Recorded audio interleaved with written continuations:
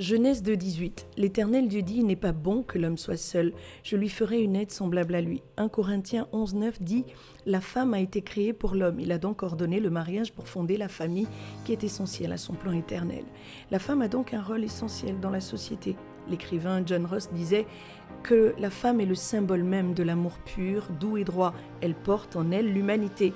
Dans la sagesse africaine, la femme n'a pas de place au corps de garde, mais elle planifie ce qui se dit au corps de garde, parce que son rôle de conseiller du mari est essentiel à la bonne marche de la société, ce qui vient d'ailleurs confirmer la sagesse populaire qui dit qu'aux côtés d'un homme se trouve une femme.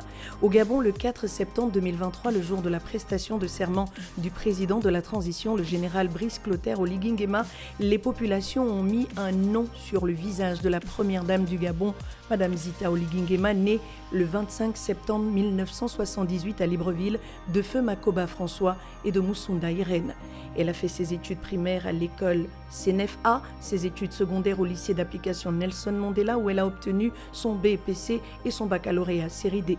Avec sa bourse d'études, Zita Oligui Nguema s'envole pour le Maroc où elle suit des formations en biologie et géologie à l'université Moulay Ismaïl, en faculté des sciences Meknes au Maroc, puis à l'université Sidi Mohamed Ben Abdellah, faculté des sciences Dar el Mahaz, Fès, où elle obtient son Master 1 en biologie végétale. Elle entre par la suite au centre de formation douanière de Casablanca, Maroc, promotion 2005-2006, avec une forte moyenne qui lui a d'ailleurs valu la mention bien. Elle en sort inspecteur central des douanes gabonaises.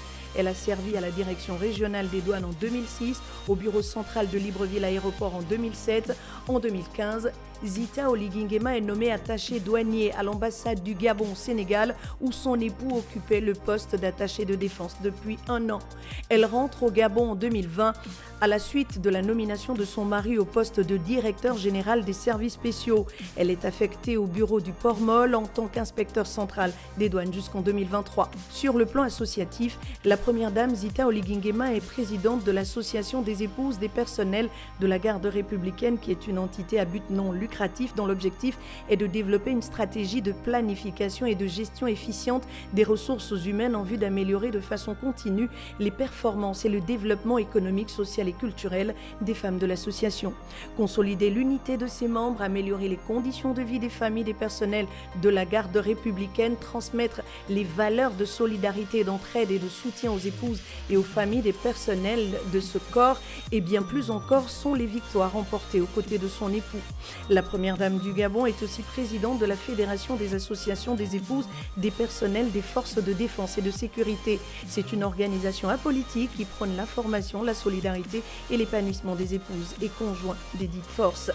La première dame met un point d'honneur au respect de la vie, des normes établies et au respect des valeurs qui fondent la société gabonaise. C'est à ce titre qu'elle joue pleinement son rôle d'épouse et de mère de la nation. Aux côtés de son époux pour son premier déplacement officiel à Malabo en Guinée équatoriale, Zita Oligui Nguema s'est entretenue avec les femmes qui y vivent. Un huis clos qui lui a permis de mesurer la tâche qui est désormais la sienne, celle de porter à l'attention du chef de l'État toutes les préoccupations des populations. La première dame est de l'ethnie Nzebi que l'on retrouve dans le sud-est du pays. Elle est membre d'une fratrie de 7 enfants, mariée à Brice Clotaire Oligui Nguema, le président de la transition du Gabon.